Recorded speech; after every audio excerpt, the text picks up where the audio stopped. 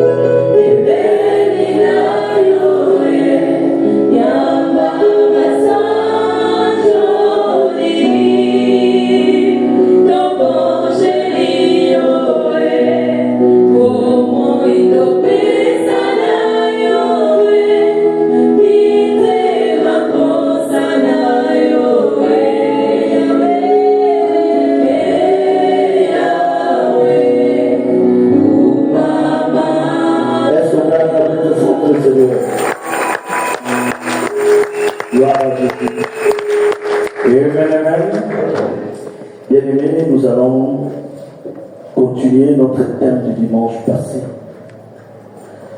Nous avons parlé de toutes les familles de la terre seront bénies à Abraham et à sa postérité. C'est juste une suite, une phase 2 de ce thème. Pourquoi nous continuons avec ce thème? Même dans nos prières cette année, nous allons tellement prier pour nos familles. Bien-aimés dans le Seigneur, nous avons une révélation ici. Le salut est une histoire des familles. Lorsque tu écoutes, tu n'as pas encore les détails, Satan peut te pousser à faire des conclusions. Mais c'est simple. Il suffit d'être seulement lecteur de la Bible. Le fait simplement de lire les Écritures, tu vas comprendre que salut, c'est Christ. Et qu'on ne peut pas dissocier Jésus au salut. Puisque Paul dit, Dieu a fait de ce Jésus que vous avez crucifié le Christ. Christ veut dire salut ou un Messie. Alors salut, c'est être sauvé ou s'échapper à la mort. Et à chaque fois Dieu a sauvé ou il a fait échapper certaines personnes à la mort, le constat est simple. Par exemple, au temps de Noé, les sauvés étaient tous membres d'une même famille. Noé, sa femme, ses 3 fils et le femme de. Au temps de Lot, Dieu détruit la ville de Sodome et Gomorrhe. Les sauvés, c'était Lot et ses filles. Tous membres d'une même famille. En Égypte, un ange de la mort est venu. Les premiers-nés sont morts, les exemptés, les sauvés. C'était le membre d'une même famille, le fils d'Israël, béni d'Israël, les enfants d'Israël, tous membres d'une même famille. À Jéricho, toute une ville détruite par les Israélites, toute une ville dévouée par interdit, mais par contre, il y a eu quelques sauvés. On nous dit Rahab et sa famille. Et Jésus dit dans Luc 17, ce qui arriva du temps de Noé, du temps de Lot, arrivera pareillement au jour du Fils de l'homme. Et aujourd'hui, nous croyons que Dieu sauve par famille. Quand on parle de famille, sur le plan spirituel, ce n'est pas famille, père, mère et les enfants. Mais il s'agit d'une famille où Christ lui-même, on dit, c'est lui qui sanctifie. Et ceux qui sont sanctifiés sont tous issus d'un seul. C'est pourquoi il n'a pas honte de leur appeler frère. Donc pour que Jésus nous sauve, il a fallu qu'il devienne d'abord notre frère. Amen, amen. Amen. Donc de ce côté, nous connaissons prophétiquement ce que le salut représente. C'est une histoire de famille. Mais nous rentrons sur le plan social, sur le plan évangélique. Est-ce Christ dans ta famille, dans ta vie? Puisqu'il est écrit, toutes les familles de la terre. Mettons ça sur le plan charnel, y compris aussi ta famille. Dieu dit à Abraham, toutes les familles de la terre seront bénies en toi et à ta postérité. Donc c'est à toi maintenant de regarder votre famille ici. Avez-vous la bénédiction d'Abraham dans votre famille? La bénédiction d'Abraham, c'est la personne de Christ. Et quand Christ est dans une famille, les impacts, c'est quoi? Nous avons expliqué tout cela le dimanche passé. Aujourd'hui, nous sommes dans la continuité. Commençons aujourd'hui par l'adjectif possessif. Nous tous, nous connaissons que ma, ta, sa, mon, ton, son. C'est des adjectifs possessifs. Nous connaissons les miens, les tiens, les siens. C'est des pronoms possessifs. Bon. Lorsqu'il y a adjectif possessif, ça veut simplement dire vous êtes propriétaire. Il y a possession. Quand quelqu'un dit c'est ma femme, mâle avant femme montre que la chose, la personne, même si c'est mais, ça veut dire c'est au pluriel, mais c'est toujours la même chose. Ça montre que la chose t'appartient. Alors aujourd'hui, mon problème c'est quoi? Je ne veux pas que nous utilisons des adjectifs possessifs dans la forme et non dans le fond. C'est ça l'objectif de la rencontre d'aujourd'hui. On peut utiliser l'adjectif dans la forme en disant oh, c'est ma mère. C'est vrai, c'est ta mère. Mais est-ce que dans le fond, elle est vraiment ce qu'une mère doit être? Le problème, c'est à ce niveau. Utiliser l'adjectif n'est pas un problème.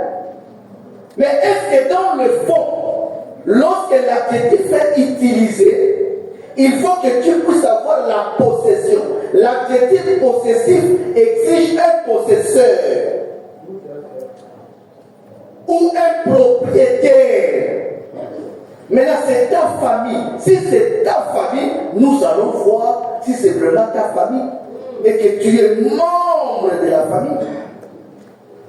Qu'est-ce que Dieu dit lorsqu'il y a adjectif possessif?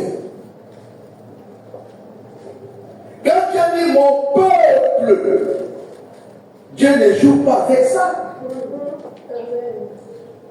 Quand Jésus dit je bâtirai mon église, quand il met mot, il ne joue pas, il ne parle pas de forme, il parle du fond. Exact. Donc toute église qui n'est pas bâtie sur la révélation de la personne de Christ, Jésus ne reconnaît pas ces églises-là. Amen. Amen. Parce que lui ne joue pas avec l'adjectif possessif. Alléluia. Il a dit sur cette pierre, sur la révélation de ma personne, je bâtirai mon église. L'église catholique, elle est la plus riche. Pas seulement richesse, mais stable, organisée. Hier, j'étais avec un prêtre, un frère qui était prêtre. Nous avons longuement discuté à la gare routière pendant 1 heure, on était debout. Il m'expliquait un peu, il dit prophète, vous savez, je suis catholique et j'aime ce que tu fais. Essaye un peu de t'organiser comme nous. Nous étions là, lui et moi et sa femme. Il m'a dit, bon, alors quand même, tu nous achètes une bière. J'ai dit, non, restons debout, on va parler. Nous avons longuement discuté. Mais il m'a révélé la richesse de l'église catholique. Comme nous étions à la gare routière, il dit, tu vois tout ça là, la gare routière là, oui. Tout ça là c'est pour l'église. Oui. Il m'a montré jusqu'à Bessie. Oui. En dehors des subventions, tu sais combien l'église a réussi. Il explique l'organisation de finances de l'église, comment Vatican finance, les retours de Vatican, il explique tous ces détails. Pendant que lui m'expliquait, je voyais Apocalypse 17. Cette femme est riche, remplie. Elle a des pourpres. Paré d'or. Et c'est lui qui me dit, la banque du Vatican finance de la FNI. Oui. Quand quand ils ont besoin de l'argent, ils se mettent à genoux devant la terre. Et c'est vrai.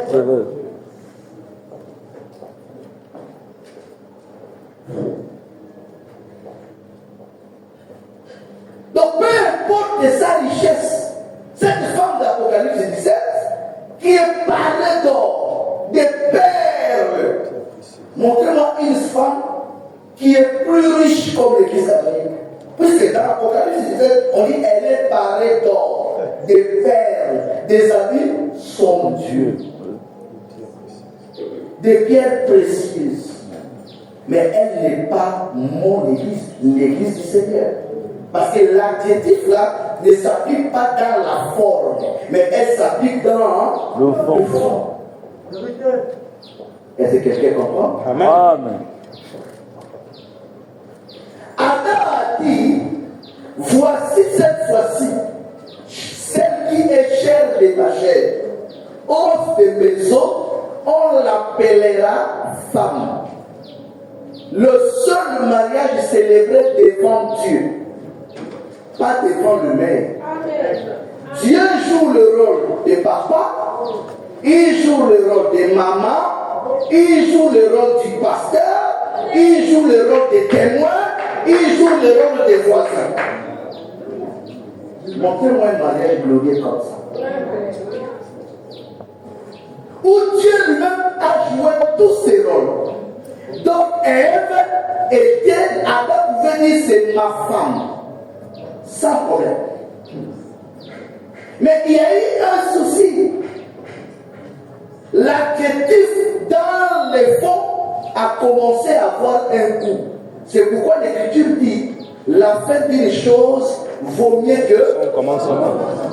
Tout le monde n'a pas mal commencé. Il y a des familles, leur fondement au départ, c'était vraiment frais. L'amour, la sincérité, l'unité dans l'action, tout était bien.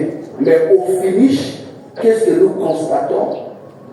On dit, Adam a commencé à tirer la couverture de son côté. Lorsque dans un couple, l'absolu devient qui a raison. Même si vous n'êtes pas devant le juge, sachez que vous êtes déjà divorcé.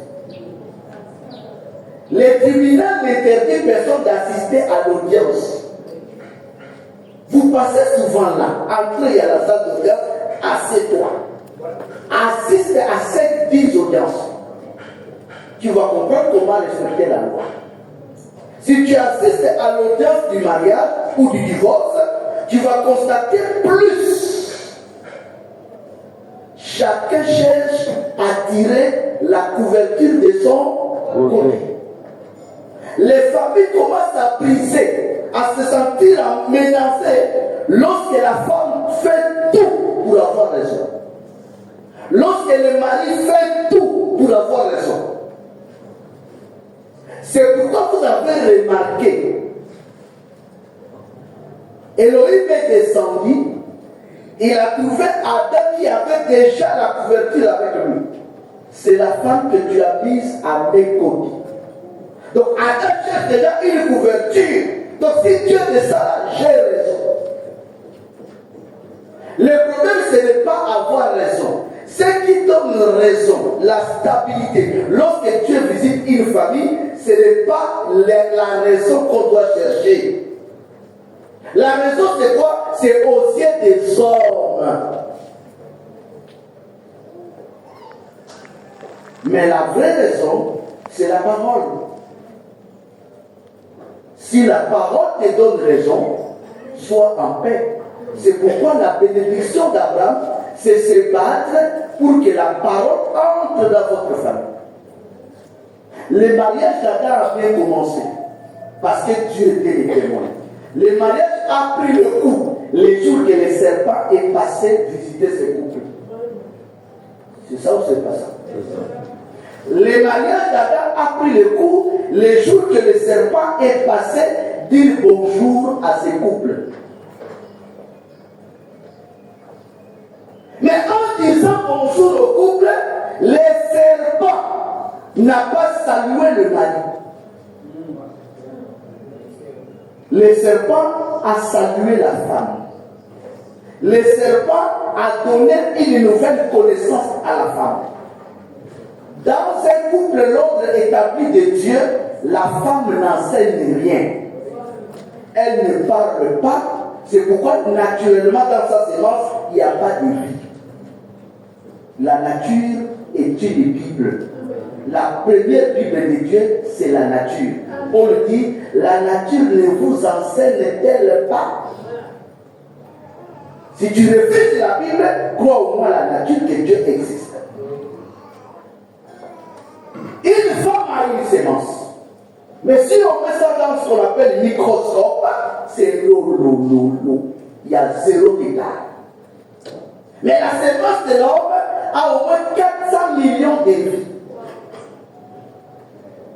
Dans l'ordre établi de Dieu, l'homme est un visionnaire.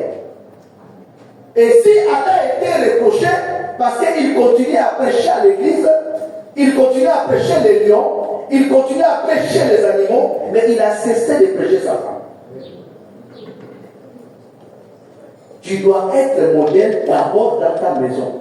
C'est pourquoi Paul dit, pour diriger l'église de Dieu, il faut d'abord bien diriger ta propre maison. Tenir tes enfants et ta femme à quoi? À la soumission. Ce n'est pas la dictature, c'est l'ordre de la parole. Alors, les enfants aussi peuvent jouer un rôle. Vous êtes dans une famille, vous remarquez que quand papa parle et maman parle, faites une réunion contre maman.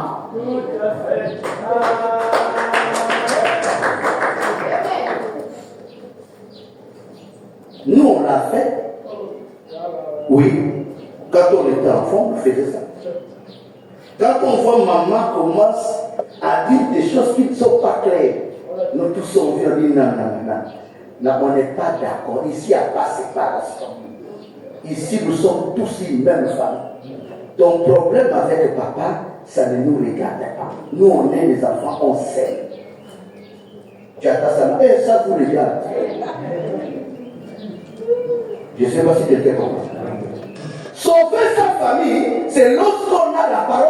Réunion de maman, on va te faire asseoir. Ici, c'est seulement papa qui parle. Papa ne peut pas parler et en même temps tu réponds. Nous, on a grandi. Qu'est-ce que tu nous édites, nous, le jour que nous serons dans notre mariage, quand notre mari va parler, donc tu nous dis aussi de répondre. Des petites questions comme ça sera utile pour maman. Parce qu'une famille, il y a le bruit, la maladie entre. La bénédiction fuit. Et les diables jouent avec vous. Sauvons nos familles. C'est en mettant la parole au centre. Le serpent a ciblé la femme. Le mal est entré. C'est pourquoi vous avez vu Dieu dire à Adam, puisque tu as écouté la voix de ta femme. Adam a été condamné parce qu'il avait simplement écouté la voix de sa femme. Ce n'est pas interdit d'écouter la femme, mais il faut que ce que la femme dit soit compatible à ce que la parole dit. Amen. C'est pourquoi Abraham avait refusé d'écouter Sarah, mais Dieu dit écoute Sarah parce que la demande de Sarah est compatible à la demande de Dieu. Le fils de la femme esclave n'héritera pas avec le fils de la femme libre. Sarah n'avait pas tort. Le fait que c'est dit, c'est conforme à la parole. Voilà comment Dieu a libéré. Dieu va dire à Ève, puisque tu as fait cela, qu'est-ce qu'elle a fait? Elle a réduit son mari en silence. Il ne faut jamais accepter que dans votre famille, votre père ne parle plus. Il faut utiliser tous les moyens possibles de faire parler votre père et faire taire votre maman.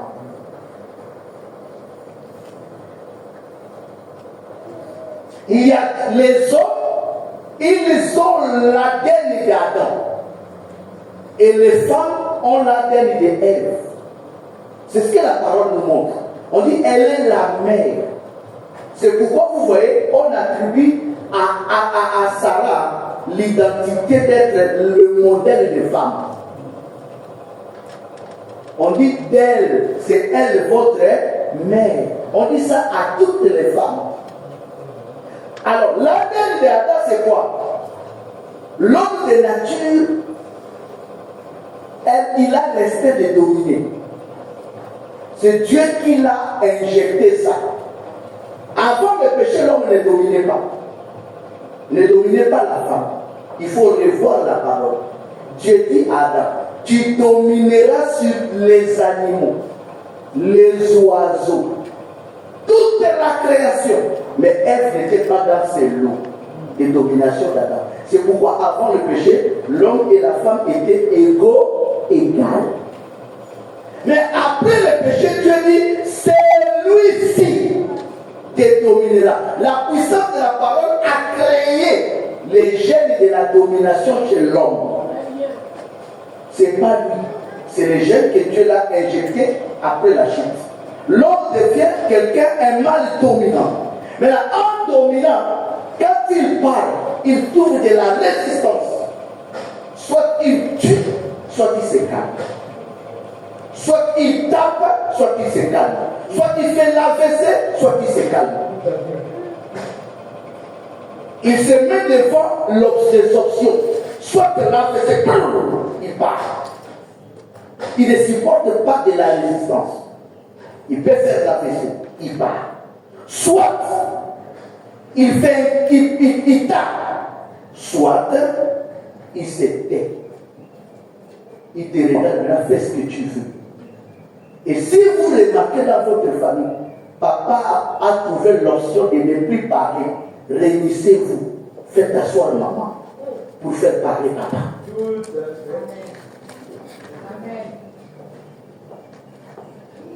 Je ne sais pas si quelqu'un comprend. Le rôle de la bénédiction d'Abraham, c'est sauver les familles. Et la seule façon que Dieu sauve une famille, c'est d'envoyer sa parole. Et c'est ça la parole. C'est pourquoi il pose la question à Caïn. Où est ton frère? Chacun de nous est protecteur de sa famille. Caïn va répondre, suis-je le gardien de mon frère? Oui. D'une autre manière, tu dois protéger ta famille. Tu as des frères, ils sont absents au moment où on parle. Parce qu'hier, ils avaient dit, qu'est-ce que toi tu as fait pour amener ta famille dans la foi? Et Dieu va dire à elle, qu'as-tu fait à ton frère? Qu'as-tu fait à ton frère? Qu'est-ce que tu as fait à ton frère? Soit tu l'as fait du bien, soit tu l'as fait du mal. Et si Dieu te pose la même question aujourd'hui, qu'as-tu fait à ton frère, à ta soeur, quelle réponse que tu vas donner à Dieu? Nous avons des familles et nous laissons voir nos frères mourir. Mourir, ce n'est pas seulement la maladie, ça peut aussi être l'égarement, la cigarette, l'ivrognerie, l'impudicité. Et tu optes de garder silence, sans réagir. Et tu viens à l'église seul. Tu retrouves en train de suivre un Barça. Ton frère est que Barça, Real, Barça, Real. Et toi, tu te sens à l'aise que ton frère soit envoûté derrière les gens qui courent en kilote. Ce n'est pas un problème. Mais si ça devient accro, addiction au football, c'est ce qui n'est pas bien. C'est ce qui n'est pas bien. Donc, Dieu n'a plus le temps dans la vie de ton frère. Qu'as-tu fait à ton frère? Est-ce que quelqu'un peut prendre le téléphone après ses cultes, appeler son frère? Tu partages plus à ton frère. Même l'argent tu donnes, mais jamais tu as donné le Seigneur à ta frère. Oh, je l'ai fait une fois, mais ils n'aiment pas. Est-ce qu'on t'a dit d'arrêter? Tu dois faire ça à vie, le reste, ce n'est plus toi.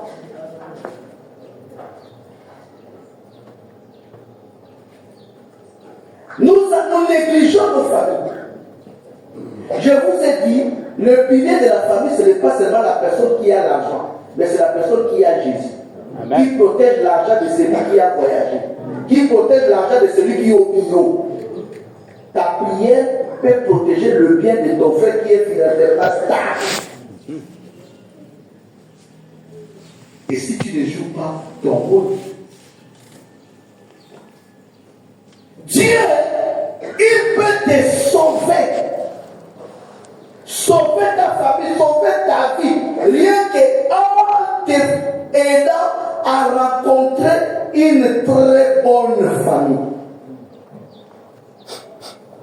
Je dis, Dieu te sauve parce qu'il t'amène dans une autre famille, mais une famille qui a Dieu. Il faut avoir le regard de l'esprit. Regardez une chose. Jésus parle du salut de Noé, du salut de Lot. Mais dans les noms de la famille de Noé, il y a une chose. Remarquez ça bien. On dit Noé et les femmes de ses trois fils, ses belles filles. Quelle grâce d'épouser la famille de Noé. Lorsque Dieu sauve Lot, on dit, l'ange dit à Lot, prends tes gendres.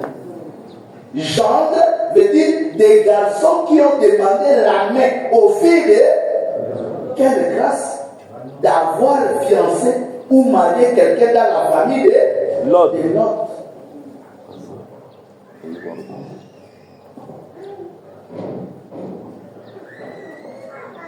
Dieu te sauve en t'envoyant dans une bonne famille. Bonne famille, ce n'est pas une famille aisée, stable, non. Une famille qui a Jésus. Si Dieu veut te détruire, il peut t'envoyer dans une mauvaise famille. S'il veut te sauver, il peut aussi t'envoyer dans une bonne famille.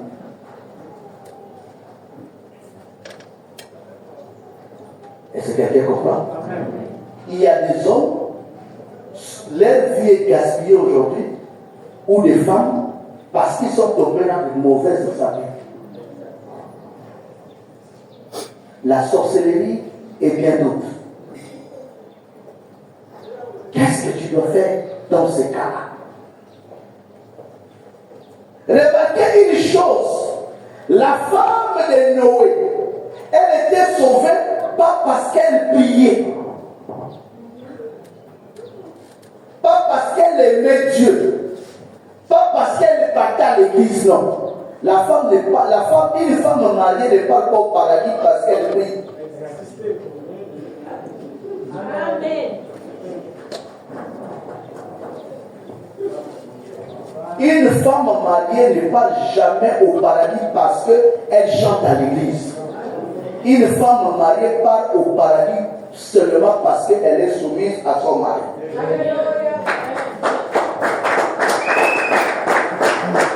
Celle de Noé est sauvée parce qu'elle a obéi au message sorti de la bouche de son mari. Celle de l'autre est morte parce qu'elle a rejeté le message sorti de la bouche de son mari. Que Dieu vous bénisse, prophète. Je ne sais pas si quelqu'un comprend. Amen, prophète. La femme de Noé n'est pas sauvée parce qu'elle chantait. Elle n'a jamais transporté un bois. Mais elle était obéissante à son mari. Chérie, on entre. Elle ne discute pas, elle entre. Elle est sauvée. Celle de l'autre dit, chérie, on sort. On sort pourquoi? Il faut la convaincre. Je ne sais pas si quelqu'un comprend. C'est pourquoi vous avez remarqué que l'une était sauvée, l'autre était condamné. Pas parce qu'on prie, mais parce qu'on est soumise. Dans la pensée des anges, les gens que l'autre avait reçu dans sa maison, c'était des qui? Des anges. Les anges, autrement, on les appelle qui? Messagers. Les messagers sont dans la maison de l'autre. Ils ont un programme du ciel. Ils ont marché avec qui ces hôteliers là. Avec Dieu, ils étaient avec Elohim Chakra. Ils arrivent chez l'autre, ils croient que ce que la parole dit, ça se vit dans la maison de l'autre. Alors ils s'est trompé. Dans la tête des anges, l'homme est le chef de la femme. Ils arrivent chez l'autre. Oh, bon, prends tout ce que tu as dans ta maison. Ils savent avec fierté pourquoi. Dans leur tête, ce monsieur commande cette maison. Ouais. Mais dans le fond, il ne commande rien. Il était assis à la Je ne sais pas si quelqu'un comprend.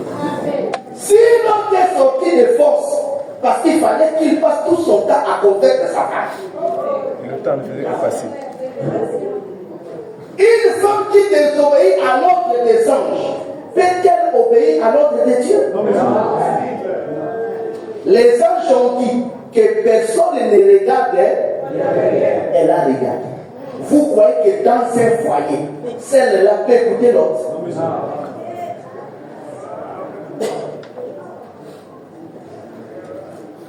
Le problème, c'est quoi? Le problème, si nous voulons sauver nos familles, nous devons prendre la parole de Dieu, telle que Dieu a donné, et on introduit cette parole dans nos familles. C'est ça notre garantie du salut.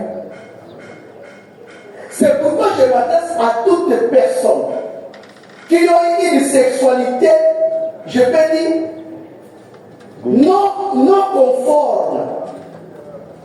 Remarquez une chose.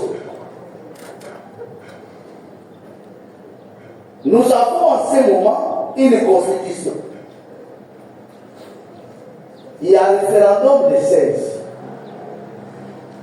En dehors de l'article, j'ai oublié cet article, qui montre que le mariage c'est l'homme et la femme. Les autres là, la Constitution ne parle pas de notre sexualité. Dans le fond, j'ai suivi un avocat qui explique ce qui s'est passé récemment en France. Un monsieur tape sa femme parce que la femme a commis l'adultère. Maintenant, la femme se fait, la femme porte plainte. Arrivé au tribunal, le monsieur est surpris. Les juges disent, on s'en fout. La personne dit, regarde ce qu'il a fait, on s'en fout, c'est pas le problème. Même si elle aurait toute la vie, c'est pas ça le problème. Monsieur, vous l'avez tapé pourquoi? Oh, c'est pas ça. Les Français sont devenus malades. Je ne sais pas comment les Français sont arrivés jusqu'à ce niveau. Le problème, c'est quoi? C'est que la sexualité n'est pas réglementée. Alors, dans Lévitique 18, Dieu essaie de faire quoi? De réglementer la sexualité.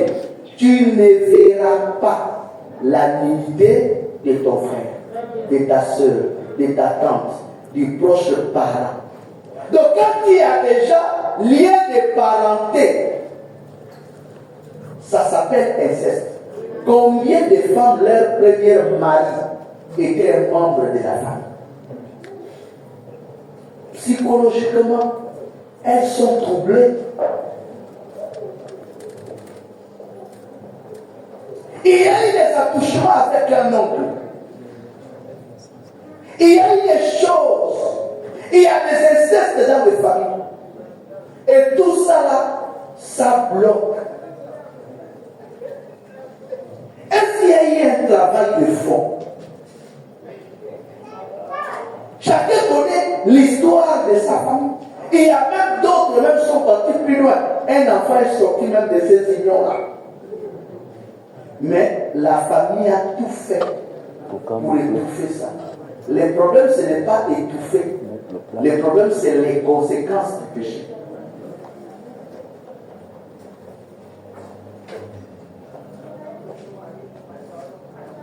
Sauvons nos familles, c'est introduire la parole. Et la parole, son problème, si tu vas dans une église, tu sors, tu es en joie, tu ne te sens pas touché, ça ne t'a pas blessé, c'est que tu n'es pas dans une église, tu es dans un bar.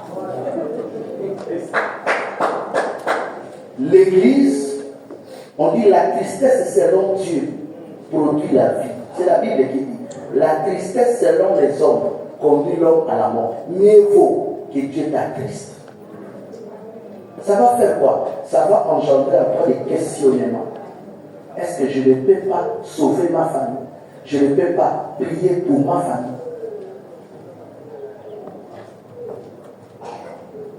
Est-ce que quelqu'un comprend?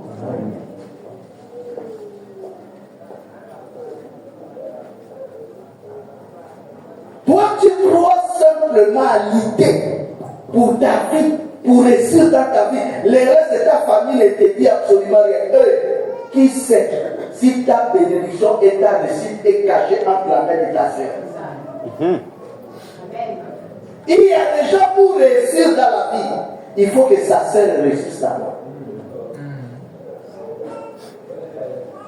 Abraham et Isaac ont dit à leur femme, si quelqu'un demande, répondez, ce n'est pas mon mari, mais c'est mon frère.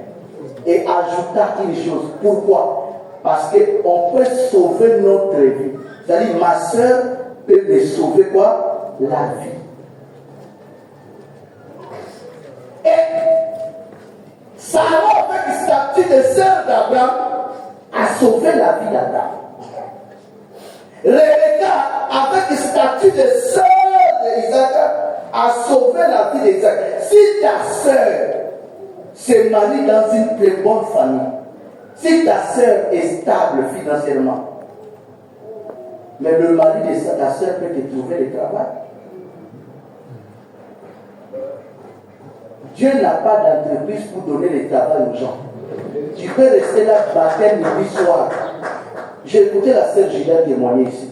Elle est venue que dans mon bureau pour comprendre mon problème c'est quoi, mon travail c'est quoi. J'ai prié pour son dossier.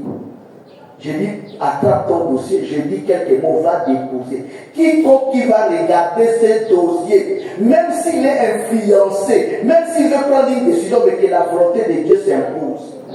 Mais si elle prenait le dossier, elle gardait à la maison, elle n'allait pas signer ce qu'on appelle fiche de plan pour qu'aujourd'hui elle soit fonctionnelle. Non. Elle est partie déposer le dossier quelque part.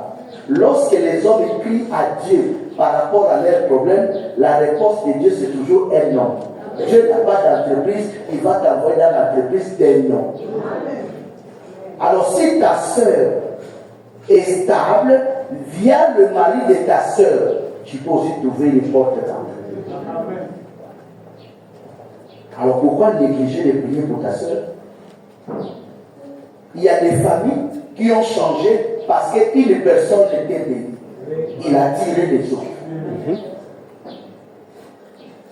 Ta soeur trouve un bon mari. Par canal de son mari, c'est toute une famille qui est bénie. Alors pourquoi toi, dans tes prières, tu ne pries pas pour ta soeur? Alors Abraham a dit à Sarah, si tu te présentes comme ma soeur, je vais sauver ma vie. Et il a sauvé sa vie. Il était bien traité en Égypte.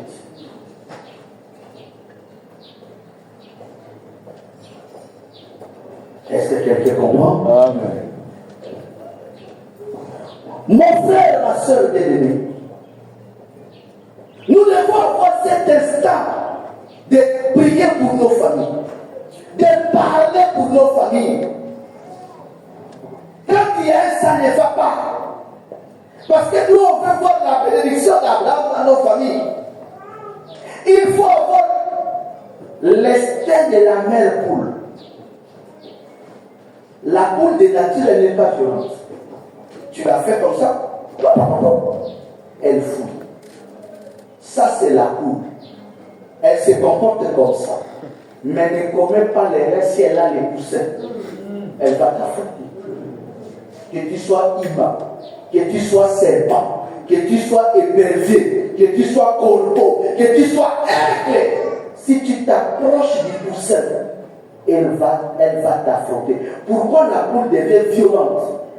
Pas parce qu'elle aime ça, ce n'est pas sa nature, mais c'est la protection, l'instinct de la protection. Alors toi, tes enfants meurent, tes enfants ne se marient pas, tes enfants ne travaillent pas, et tu gardes les bras croisés. Où est l'instinct de la protection?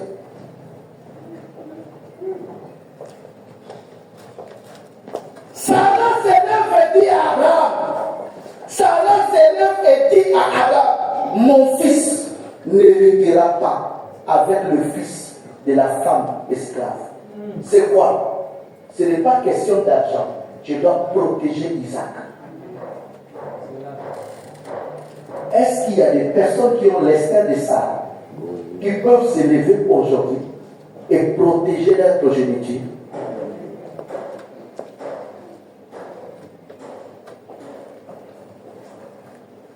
Il n'y a pas de sorcier. Il n'y a aucun sorcier est au-dessus des parents. Je vous dis, les sorciers connaissent ce que je vous ai en train de vous écouter tout à l'heure.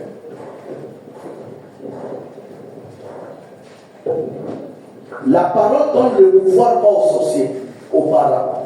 C'est nous qui donnons le pouvoir aux sorciers. Nous qui, nous-mêmes et nos parents. Les parents croisent les bras et les sorciers frappent. Les parents parlent mal pour les enfants et les sorciers entrent. Mais la personne qui a l'autorité avant sorcier, c'est le parent. Honore ton père et ta mère. C'est le seul commandement de Dieu avec elle. Promesse. Quelle est la promesse? Tu connaîtras les jours heureux. Prolonger ta durée de vie sur la terre. Les sorciers peuvent couper la durée de vie. Mais le problème, c'est que les parents peuvent faire quoi? Prolonger. Mais qui a le mandat de Dieu entre les deux? Les parents. Les parents. Mais si elle croit, il faut parler. Toi, tu dois parler. L'enfant part à l'école. On ne contrôle rien à l'école. Je vous dis, même si on prie comment, c'est Dieu qui protège. Amen. Moi, un jour, on m'a dit, oh non, la maman de tel, elle est une grande sorcière. Voilà ce qui s'est passé. J'ai dit, non. J'ai commencé à douter, j'ai dit, c'est faux. Je ne peux jamais croire. J'ai dit, j'appelle son fils. Allô, oui. Ah, ça va bien, maman, papa. Oh, maman et papa sont séparés. Je dis, oh, pourquoi? Oh, il y a des choses derrière toi, ici, des choses sont sorties. Pourquoi? C'est maman qui nous bloque, voilà. Là, comment ça? J'ai dit, je ne crois pas. Il dit, pourquoi? Il dit, c'est vrai, même là. Je dis, je ne crois pas. Je ne crois pas, pourquoi? Parce que cette mère-là, après l'école, on s'arrêtait chez vous, non? Oh oui. On ne jouait pas au ballon ensemble. Oh oui. C'est pas votre maman qui nous donnait le foufou avec les maths et oh oui. Mais si elle était sorcière, pourquoi elle n'a pas donné la sorcellerie? Le bon, ce n'est pas qu'elle est innocente. Et non, frère, j'ai vite compris, c'est Dieu qui protège. Ah, est-ce que quelqu'un comprend? Amen. J'ai compris à l'école, les enfants aiment manger ensemble. Même si à la maison, on leur donne des instructions comment, ils se sentent à l'aise quand ils partagent. C'est ça le social, c'est dans le corps. Maintenant, si l'autre enfant est envoûté, qui protège? Et si la maîtresse qui va donner le goûter, prends le goûter, elle-même est sorcière, qui protège ton enfant? Tu dois parler. Là où tu pars, quand on te donne quelque chose, ou pas, c'est moi la mère. Rien ne va t'arriver. Et que le sang de Jésus soit pour toi. Même Agar a dit, je ne peux pas voir mon fils mourir. C'est pas sorti de ma bouche, c'est sorti de la bouche d'Agar. Mais toi, tu veux voir ta fille 40 ans célibataire.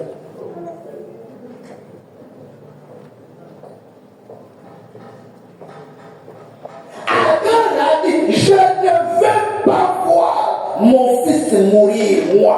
C'est la seule chose que je ne peux pas. Que je suis là, impuissant, mon fils en train de mourir. Sa déclaration a fait descendre Dieu.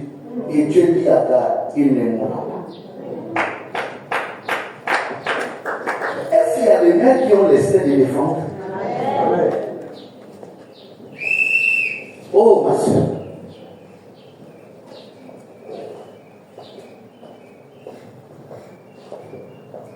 Lève-toi dans la prière, prends ton autorité, ne laisse pas Satan prendre le contrôle de tout, de votre famille, et tu croises les bras, tu les dis bien, les enfants posent, ta maison est devenue comme poulailler, poubelle.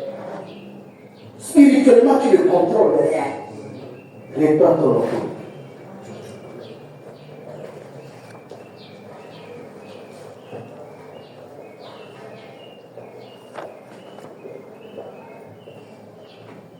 Prenons Genèse 24, 60, là-bas.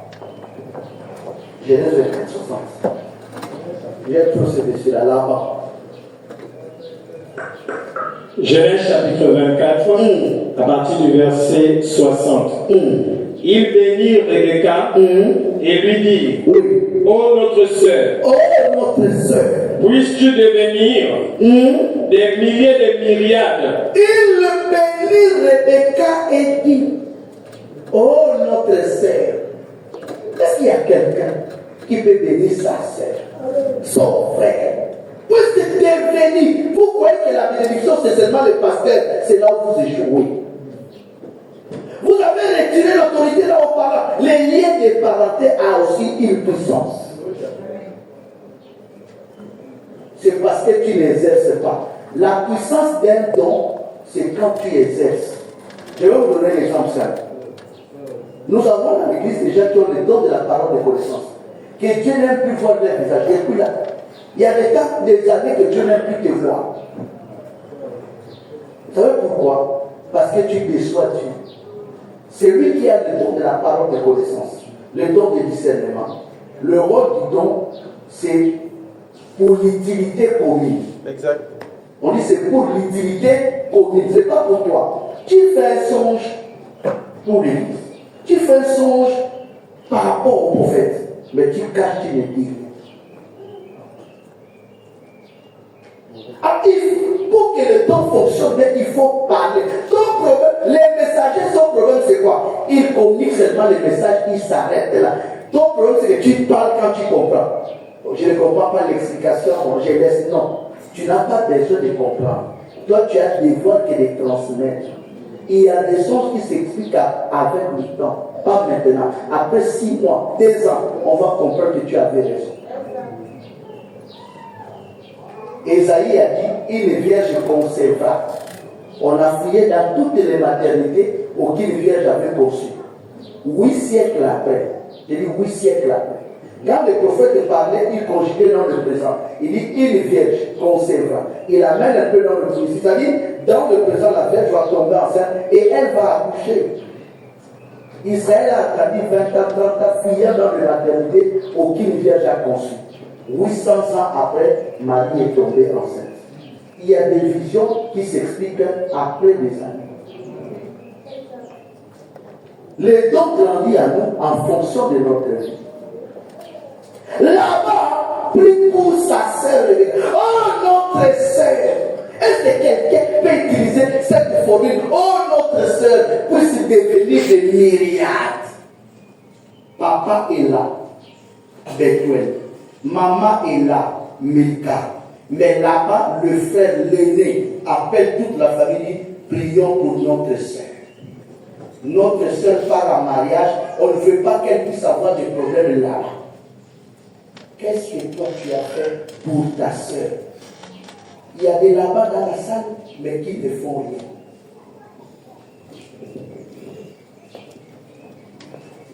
rien. Là-bas, regardez là, ce n'est pas qu'il y a des moments, les parents sont fatigués. Mais l'éducation d'avant, même si les parents ne parlent plus, les yayas parlent. Mais les yayas d'aujourd'hui sont corrompus et impuissants. Là-bas, quoi, Rebecca revenir, oui. Quelque chose de bizarre, les gars font remarque, sa petite sœur a une main remplie de bracelets et un doigt avec une bague. Gifle déjà.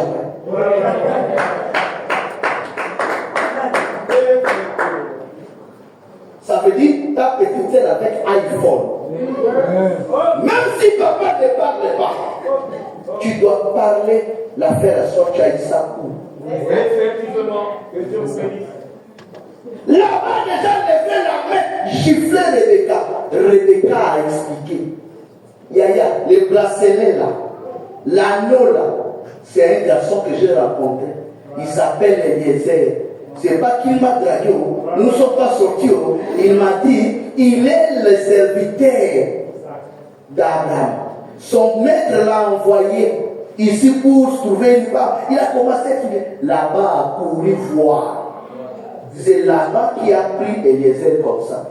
Il dit viens chez nous. Et la Bible dit là-bas se base sur deux choses. Ce qu'il a vu dans la main de sa soeur et ce que sa sœur a dit. Il regarde, il y a compatibilité. Donc c'était un grand frère protecteur.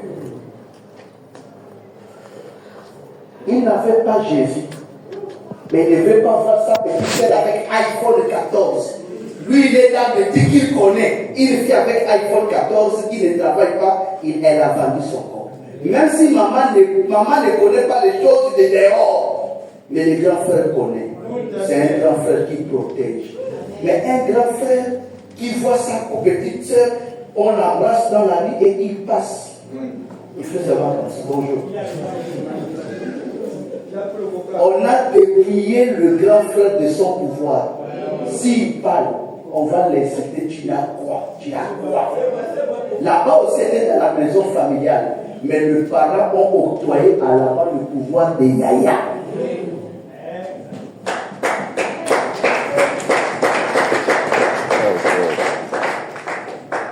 Jésus arrive dans votre famille. Qu'est-ce que le Seigneur constate? Il va constater des choses telles que l'aîné ne part pas à mariage, ou la cadette ne part pas à mariage avant. Ça veut dire quoi? Quand tu es cadette, tu es condamné. Ça, là-bas dit, c'est ici chez nous. Mais quand Jésus arrive, il trouve des gens qui sont condamnés par la tradition, des gens condamnés par la coutume. Qu'est-ce qu'il doit faire? Il doit délivrer ses familles. La chaîne n'avait pas péché, ni volé. Son seul crime, parce qu'elle était la cadette. Et là-bas, il y avait une coutume. La cadette ne peut pas partir en mariage avant l'aîné, même si elle est belle comment. Même si l'homme fait tel comment. Ça dit quoi? Elle est prisonnière de la coutume.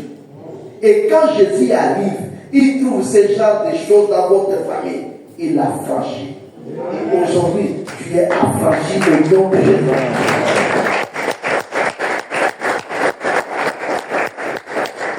Quitte à toi de croire et de mettre ça en pratique. Combien de choses que le Seigneur voit en désaccord avec la parole, mais qui prend des racines dans nos familles. Et nous qui avons la parole, on ne dit rien, on est là. On ne fait rien, on ne sauve pas maman, on ne sauve pas papa. Comment est-ce que maman peut changer 4 hommes et tu vois? Tu vas appeler combien de papas dans ta vie? Papa, papa, papa. Il faut stopper maman. Amen. Si un autre homme vient ici, oublie-nous. Soit tu restes comme ça, soit quelqu'un vient te pousser. Mais on ne veut pas quelqu'un gigolo dans la maison ici. Ce n'est pas manquer du respect à maman. C'est sauver la réputation de maman. Je ne sais pas si quelqu'un comprend. C'est ça Christ dans la famille. C'est pas que la famille est bien, non. Nos familles ont des problèmes. Il y a des sérieux problèmes. Et nous sommes comme des ambassadeurs. Parce que nous avons la parole. Mais si on ne fait rien, on garde le silence. Illégitime. Regardez très bien la famille de Jacob. On nous dit, la famille où il y a des intérêts, ça existe. On dit Isaac aimait Ésaü à cause de gibier. Frère, il y a des familles, des enfants aimés. C'est des enfants qui viennent le soir avec un sachet. Mais le problème, de quelle manière il a obtenu le gibier?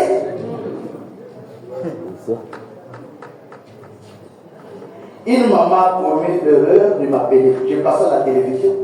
2000, je crois, 11 ou 12. Allô, homme de Dieu, allô, prophète. Il dit, allô, maman, oui. Ah, je vous ai suivi à la télévision, c'était bien. J'ai besoin de vous raconter. À l'époque, là, les ailes. Maman, tu connais qu'elle vient même à l'église? J'ai dit, tu es où? Elle m'a dit qu'elle est là. J'ai dit, j'arrive. J'arrive en entrant là-bas. Maman m'a reçu, dit non. mon fils est en prison, voilà, vraiment prophète, si tu peux prier, que Dieu tende sa main, qu'il sorte de la prison. J'ai dit, gros, et là même, je parle là-bas, je dis, maman, alors, je vais prier pour cet enfant. Maman a pris une course, nous allions jusqu'à Gros Bouquet avec le prophète. Nous sommes arrivés au Gros Bouquet, la prison, on a fait sortir l'enfant.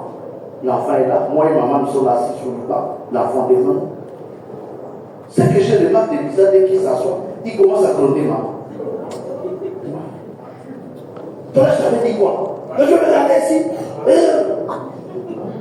Je vais me prier pour les épaules comme ça. J'étais calme là, il s'est fait. Il veut tout ça. Mais j'ai pris la main. Calme-toi, maman s'y prie. Là, j'ai dit, madame, il est là, il a fait quoi? Mais depuis là, je ne savais pas. Oh non, l'affaire qu'on avait tué quelqu'un au PK5. Le Seigneur, papa, ta frère n'écoute pas. Il dit, ah bon? Donc lui, il a tué quelqu'un. Il a au fond de mon cœur. Quand tu m'appelles pour qu'il sorte, il va rester.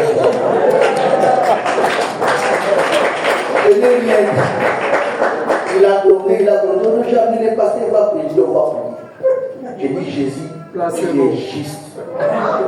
Une vie est partie, une famille pleure. Tu as dit que les magistrats sont des serviteurs de Dieu. Seigneur, même si une relation de famille vient pour que cet enfant sorte, Seigneur, appelle ça au nom de Jésus.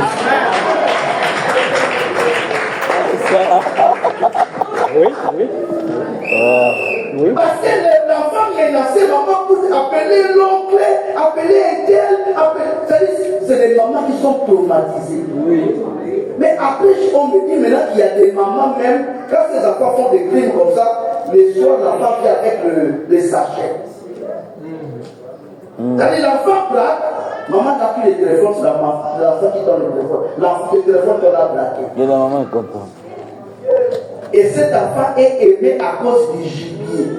Alors si tu es dans une famille et que tu te sens mal aimé parce que tu n'apportes rien, sois comme Jacob en paix. Un jour, la justice de Dieu va te sauver. Amen. Amen. Prions que nos parents ne puissent pas nous aimer à cause des intérêts. Moi, mon grand frère était l'enfant chouchou de mon père. Pas à cause de rien. Seulement chaque dimanche, comme on avait porcherie, et c'est lui qui peut laver même 30 porcs. Mais moi, j'ai goûté. Dans le matin du père, l'enfant qui lave les porcs là, c'est lui le bon. Mais en grandissant, il est bon, il est toujours bon, mais Jésus m'a appelé. C'est lui qu'on ne mettait pas trop d'espoir. Rencontre de Jésus. Jésus change le match. Est-ce qu'on part taper pour le Seigneur? Ces genres de comportements existent dans nos familles. Intérêt. Mais qu'est-ce qu'on doit faire dans ces cas-là? Voilà. Tu baisses les bras? Non. Si la montre là ne fonctionne pas, pourquoi mettre ça? Depuis là, j'ai dans leur ne bouge pas.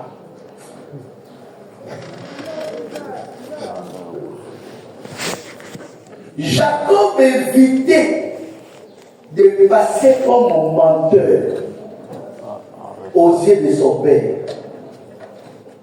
Frère, évitez de blesser le papa.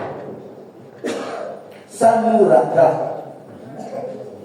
Jacob dit à sa mère, maman, le projet est bien, mais j'évite de passer comme un menteur aux yeux du père, de peur de changer la bénédiction en quoi? En malédiction.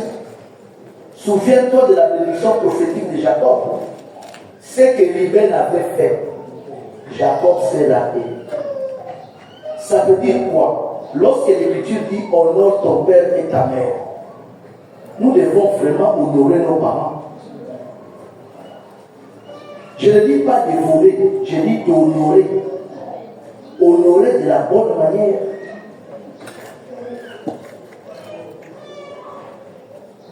J'aime trop le rapport de Ruben à Jacob. Il dit, le Seigneur, le monsieur qui est en Égypte, Joseph, Jésus, il nous a posé que 2 questions. Comment se porte votre famille? Votre père vit encore?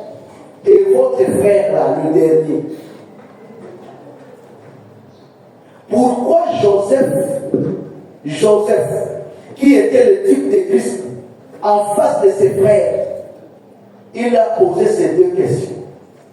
Il voulait avoir des informations sur la santé de sa famille. Et Joseph, c'est le type de Christ. Qu'est-ce que Christ a aujourd'hui comme information dans votre famille?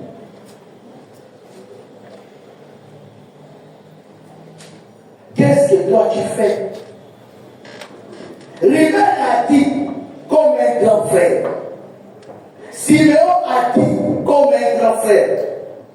Papa, tu es notre père, mais nous on refuse de donner notre soeur à un circoncis, à un incirconcis.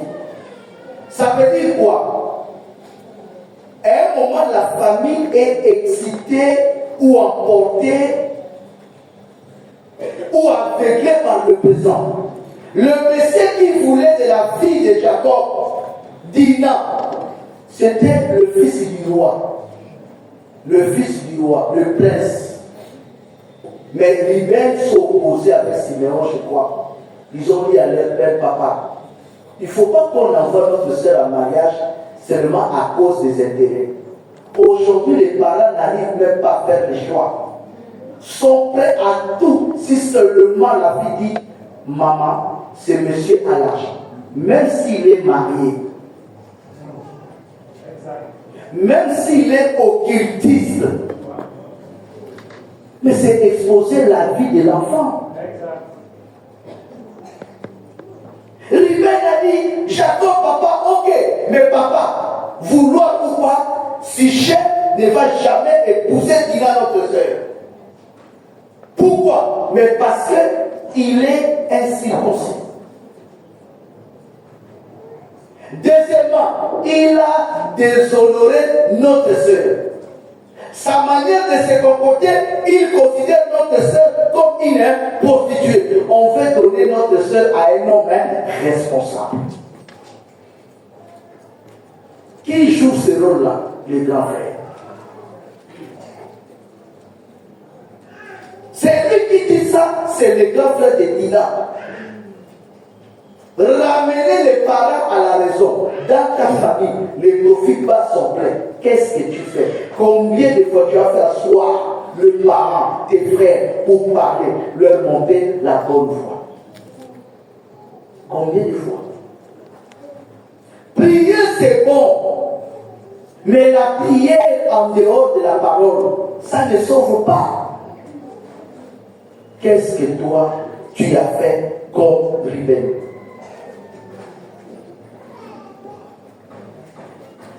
Aujourd'hui, il y a même des guides au sein des familles. Mais j'aime le discours de Judas. Judas a dit, qu'est-ce que nous les 10, qu'est-ce qu'on va gagner en tuant notre frère? Est-ce que quelqu'un comprend? Judas va organiser une réunion pour changer la vie des 9 autres membres de la famille. Avis numéro 1, c'était quoi? Tuons-les. Tuons qui? Joseph. Et nous allons voir ce que ces autres vont devenir. Judas va venir et faire dire, que gagnerons-nous en tuant notre frère? Peut-être hier, tu avais des idées hostiles contre le membre de la famille, un oncle, quelqu'un de ta famille parce qu'il t'a fait mal, une femme t'a fait du mal, un homme t'a fait du mal, quelqu'un de la famille t'a blessé. Mais qu'est-ce que tu gagnes en gardant la haine? Qu'est-ce que tu gagnes en gardant la colère? Beaucoup de gens sont calmes là parce que les blessures des familles, elles n'aiment pas. C'est qui? C'est ma propre soeur. C'est mon propre frère. Il est impoli. Oui, c'est bien. Tu n'as pas tort. Il est impoli. Mais tu n'as pas remarqué que les 10 frères de Joseph, ils avaient des idées contre Joseph pour lui. Et Judas va changer tout en disant, qu'est-ce que nous allons gagner en faisant du mal à notre frère? Que gagnerons-nous en tuant notre frère? Il y a des choses qu'on fait, on ne gagne rien. Alors si on ne gagne rien, pourquoi ne pas sauver la vie?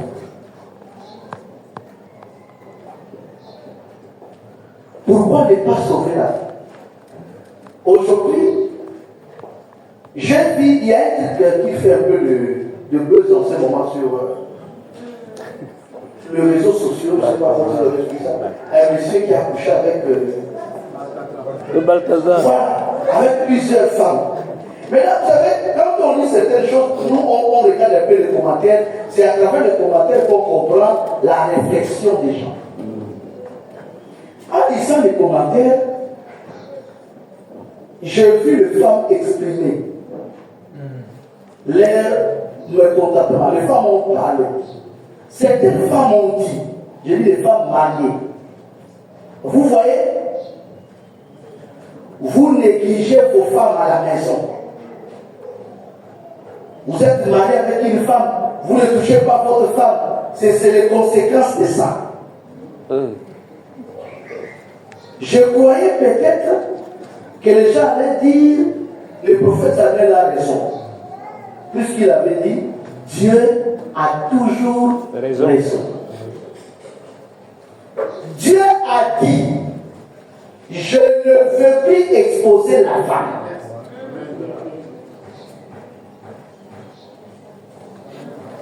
Après la chute d'Adam, et Ève, Dieu ne veut plus que la femme soit exposée. C'est pourquoi il ne pêche pas. Si elle monte ici, on aura des bagages. Je vous dis ce qui est vrai. Dieu ne veut plus que la femme soit exposée. Lorsque nous renversons l'ordre naturel établi par Dieu, après le péché, Dieu dit à l'homme, tu mangeras à la sueur de ton front. C'est avec douleur que tu vas trouver du pain pour nourrir ta famille. Et il dit à la femme, tu enfanteras avec douleur. Et tes désirs se porteront vers ton mari et celui-ci te dominera. Il n'a jamais dit à la femme, va travailler et occuper de la famille. La femme ne travaille pas. C'est l'homme qui travaille pour s'occuper à 100% de sa femme.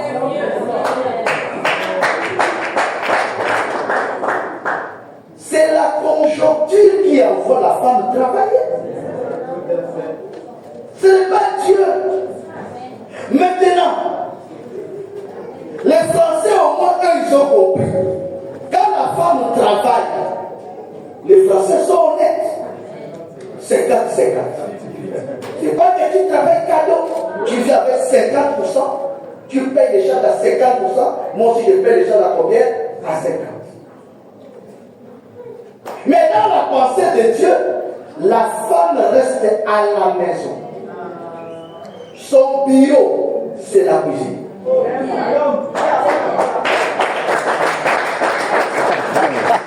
Là-bas, elle a son ordinateur de chaud. Là-bas, elle a l'imprimante, la bouteille de gaz. Elle a tout, elle peut faire de son bureau ce qu'elle veut. Même Abraham n'a jamais mis pied dans ce bureau-là. C'est son bureau. Maintenant, toi tu prends une femme, tu dis va travailler au bureau avec les chefs. Même si elle a conjoncture, si elle travaille à ton compte, elle peut travailler. Mais pour votre société, où tu ouvres une commerce pour elle, au moins tu as la même mise sur elle pour sa protection. Pour sa protection. Elle veut travailler, mais dans le champ d'Adam. Dans l'entreprise d'Adam, elle veut ça à la maison, non. Mais elle a vu les serpents commencer, elle n'est pas partie.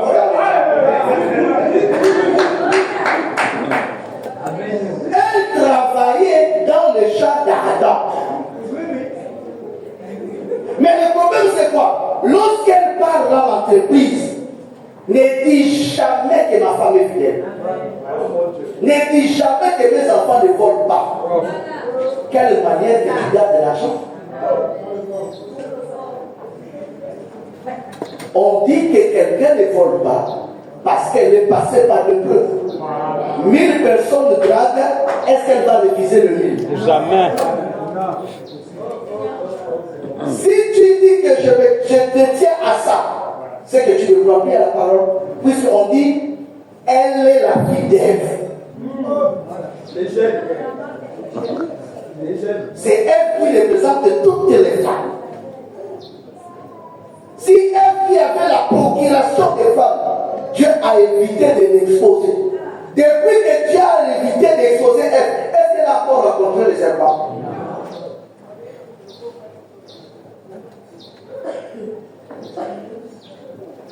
Ça veut dire quoi? Ça veut dire, regardez même Adam, regardez plutôt Dieu, lorsqu'il est venu chez Abraham, il a dit Sarah, Dieu avait dit Sarah. Pendant qu'Abraham disait à Sarah, fais quelque chose. Abraham parlait avec Dieu, en même temps il dit à Sarah, fais quelque chose rapidement, nous inviter. Sarah fait avec l'eau, la fait les mains, et pendant qu'on prépare. Mais pendant que le monsieur mangeait, tu as fini de manger comme ça, Sarah n'est pas. Il pose la question à Abraham, il dit, où est ta femme? L'Écriture dit Sarah était derrière la cuisine. Elle avait le désir, elle, d'être là. Son mari est là, elle est là, pendant que Dieu mange. Elle avait ça. Puisque l'Écriture dit, elle regardait et elle écoutait la conversation. C'est qu'en un mot, au lieu de se cacher comme ça, elle avait envie d'être là. Mais son mari, il restait là. Et Dieu a dit à Abraham, jamais il a dit à Abraham, toi aussi tu exagères. Pourquoi tu marginalises cette fille comme ça? Elle devait être là. Par contre, Dieu l'a félicité. Il dit, tu es un homme qui connaît protéger ta femme. Vraiment, dis à ta femme. Dis à ta femme, je reviendrai l'année prochaine, elle enfantera. Ça veut dire quoi? Ça veut dire, pour sauver la famille, c'est introduire simplement la parole de Dieu qui est la sécurité. Élever les enfants selon la parole. C'est ce que l'Écriture recommande, d'élever les enfants selon la parole. Frère, ma soeur, toi tu es en paix parce que tu n'es pas honnête. Si tu es vraiment honnête, tu ne peux pas être en paix, tu es assis là, tu ne sais pas là où est ton fils en ce moment. Pourquoi je dis ça? Parce que moi-même je suis un témoin. Si aujourd'hui je fais asseoir mon père pour commencer à relater toutes les vérités, toutes les nuits qu'il m'a fait venir cogner la porte entrer là où j'étais, il va répéter. On rentre à la maison comme des innocents. Les parents ne savent pas. Papa peut dire tu étais où? Tu dis je joue au ballon. Alors c'est faux.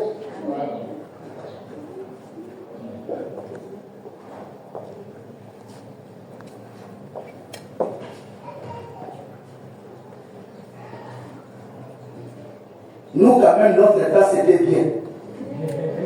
Oui. Tu m'as ton père, tu étais où? Tu étais au cinéma. Ciné c'est loin. Tu suis là le film la nuit, tu mens. Mais aujourd'hui, cinéma d'aujourd'hui, c'est dans la chambre. Quel film? Le jour que tu vas découvrir que l'enfant est homosexuel, tu vas arrêter. Je vous dis ce qui est vrai. Sur 100% des garçons aujourd'hui de moins de 25 ans, au moins 30% ont été touchés par d'autres garçons de leur âge. Assieds-toi avec l'enfant, sois calme, ne le brutalise pas. Sois calme, cherche des méthodes, parle avec l'enfant. Tu vas comprendre ce que le prophète dit est vrai. Mais la cause, c'est toi. Tu ne sécurises pas. Tu ne fais rien. C'est toi le problème. Toi-même, tu sais quand tu étais enfant ce que tu faisais. C'est la même chose que ton enfant fait. La différence, toi, tu étais d'une bonne génération. L'homosexualité n'était pas comme aujourd'hui. Mais pourquoi tu gardes silence? et tu te sens à l'aise. Il vient à 2h du matin, il vient, je ne sais pas, il vient, elle rentre, tu étais où? Là, j'étais à moi à côté là. Toi aussi, tu m'as dit ton père. Toi, tu penses qu'il dit lève. C'est la même chose. Les jours que tu vas comprendre la vérité, tu vas pleurer. Tu vas pleurer. Protégeons nos familles. Protégeons nos enfants. Job dit, je crains une chose. Frère, j'ai deux choses à dire, très capitales, avant de terminer. Dieu pose la question à Job. D'où viens-tu? Écoutez la question de Dieu. D'où viens-tu? Job dit quoi? Satan. Donc Satan dit quoi? Dieu pose la question à Satan, d'où viens-tu? Satan dit quoi? De parcourir la terre et faire quoi? Et de lui promener. Dieu pose une deuxième question. As-tu vu mon serviteur? Est-ce que quelqu'un comprend? Satan commence à expliquer à Dieu la famille et la vie des gens. C'est dangereux. Ça montre que Satan a les informations. La terre est peuplée, mais Dieu lui pose une question s'il a vu quelqu'un. Et il dit aussi, c'est vrai, la terre est peuplée, mais j'ai vu Job. Ça montre que Satan, vraiment, il est amoureux de l'enseignement. Satan a des informations. Et quand il relate à Dieu, il explique quoi? La famille des Job. Et dans la famille des Job, nous on dit que une chaîne se découpe toujours là où il y a le maillon faible. N'oubliez pas ces principes. Prends une chaîne, ça sort d'une famille de l'usine, tire, force à tirer. Là où ça va se couper, c'est là où se trouvait le maillon faible. Il y a toujours un maillon faible. Même les diables, pour conduire l'humanité à la chute, pourquoi le diable a ciblé Ève?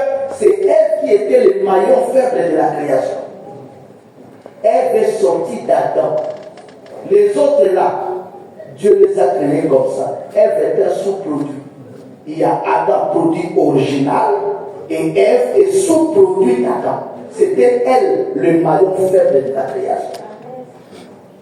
Dieu pose la question, dit, est-ce que tu as vu Job? Satan est là de tout sur la famille. Satan a toutes les informations sur ta famille. Job est comme ça, il a la famille. Mais le maillon faible de la famille de Job, c'était ses enfants. Combien de parents sont là? À des fois, ton père aussi prononçait ça. Ah, si mes enfants étaient comme des enfants des terres. C'était danger. Élie, le prophète, avait ce langage-là. Ah, si mes enfants étaient comme Samuel. C'est pas moi qui dis c'est. On dit Élie regrettait le comportement de ses enfants. Mais auprès de lui, il avait un enfant au nom de qui? Samuel. Si ton père arrive au niveau, il dit, ah, les enfants des autres. Si mes enfants étaient comme ses enfants. Job, son problème, c'était ses enfants. La vie de ses enfants. Job priait trop. Mais le problème, c'est ses enfants. C'est le maillon faible. Et dans ta famille, les maillons faibles, c'est qui? C'est quoi? Par qui l'ennemi peut frapper facilement? Avant la prière. Deuxième chose, frère, Saül, ce n'est pas la beauté, parce qu'on dit Saül était un bel homme, c'est ça non? Il était intelligent, n'est-ce pas? Tous les concours culture générale d'Israël, celui qui gagnait c'était qui? Saül. C'est ce qu'elle a dit. Il dépassait tout le monde de quoi? De la tête, d'intelligence. Mais il n'est pas devenu roi parce qu'il était beau, intelligent. Non. Parce qu'il est parti faire la commission du Père. Il est parti chercher les brebis de son père. Malgré sa beauté, son intelligence, mais il est parti faire la commission du Père. Frère, mieux vaut faire la volonté de Dieu que de compter sur tes forces, ce que tu as. Est-ce que quelqu'un comprend? Tu peux être intelligent, tu peux avoir tout, mais si tu n'obéis pas à tes parents, tu crées aussi un blocage. Si il faut écouter ton père. Quand ton père te fait asseoir tes parts, il faut l'écouter. Les païens disent, un adulte qui est assis voit plus loin qu'un jeune qui est debout. L'Écriture confirme ça. Joseph était debout. Jacob était comment? Assis.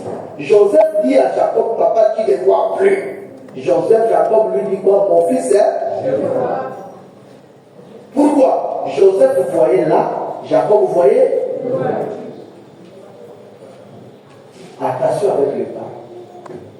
Ton père te parle, il ne te donne pas les détails. Il voit loin. Ta mère te parle, elle ne te donne pas les détails. Elle voit loin.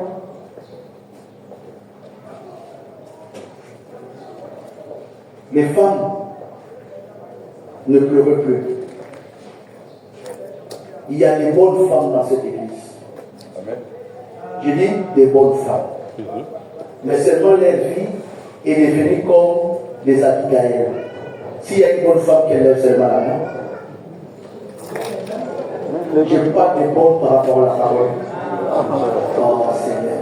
Je dis j'ai besoin de voir les mains des femmes.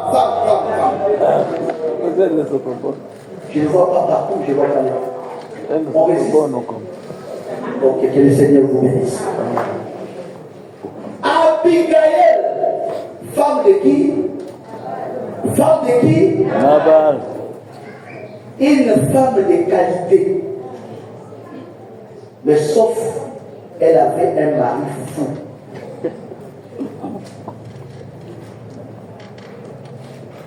Et laisse-moi te dire, sois comme Abigail en tout. Tu es bien, mais tu as un mari qui te tape. Tu es bien, tu as un mari qui te maltraite.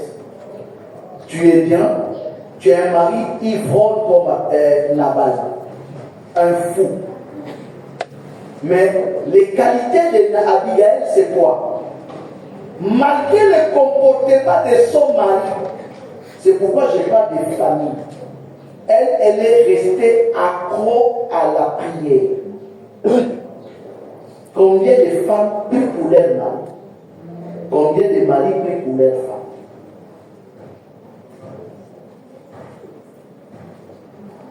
Abigail court, va se mettre au pied de David pour demander le pardon. Est-ce qu'elle a mal fait à David? Non. Demander le pardon en faveur de qui? Son mari. Son mari. David est comme Dieu. Tu as un mari fou. Tu as un mari qui insulte le prophète. Et toi tu dis, lui là, c'est pas la peine. Non, c'est pas ça la bonne façon de faire. C'est de prier pour cet homme. Dieu délivre cet homme, il est ignorant. Nous parlons, mais nous ne prions pas. Nous on dit qu'il est mauvais, mais jamais on n'a gêné pour la personne. Tu dis seulement non, lui là, c'est un coureur de jupons. Mais qu'est-ce que toi tu as fait pour empêcher ça? Je sais que tu as raison, mais je te demande de faire comme Abigail, d'intercéder pour ce monsieur fou. La prière de la femme peut aussi sauver les maris. Maintenant, s'il n'écoute pas la voix, Dieu va te faire sortir comme Abigail. Et je dis au nom de Jésus-Christ, il y a des femmes que Dieu va les récompenser comme Abigail. Lève-toi, nous allons prier. Tu as écouté la parole.